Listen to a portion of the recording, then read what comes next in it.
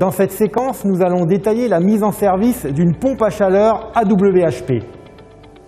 Anthony, quel est le processus à respecter pour une bonne mise en service de pompe à chaleur AWHP?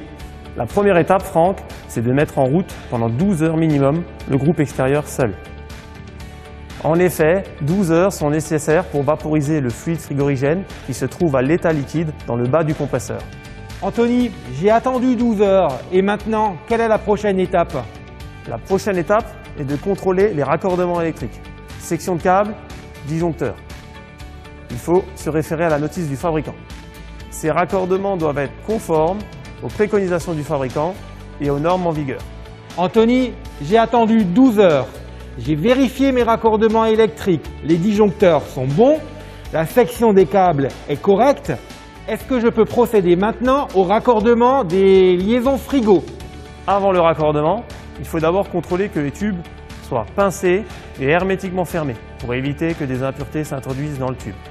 Deuxièmement, il va falloir vérifier la longueur maxi et mini de mes liaisons frigo, qu'elles répondent bien aux préconisations fabricants. Troisièmement, le diamètre des liaisons frigo doit respecter les préconisations du fabricant.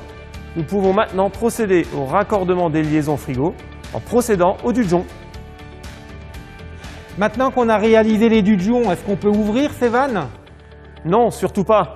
La prochaine étape, c'est le contrôle d'étanchéité.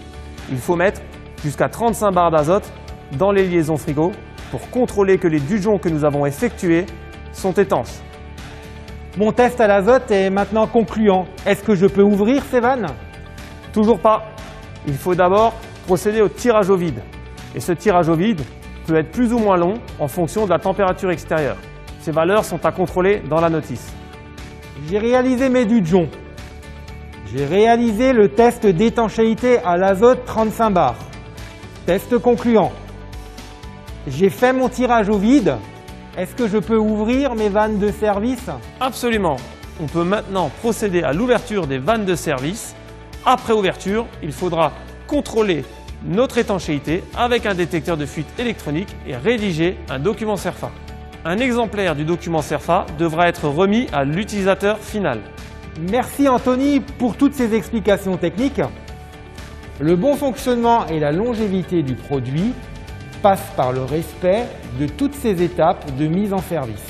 Pour plus d'informations, notre service assistance technique constructeur est à votre disposition. À bientôt, au revoir. Pour une mise en service réussie, contrôler le raccordement électrique, section, disjoncteur et tension. Mettre uniquement le groupe extérieur 12 heures sous tension. Contrôler les liaisons frigo. Tube bouchonné, diamètre, longueur maxi-mini et ensuite procéder au dudgeon.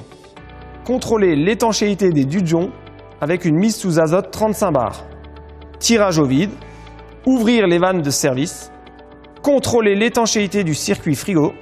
Rédiger un document CERFA dont un exemplaire est à remettre à l'utilisateur final.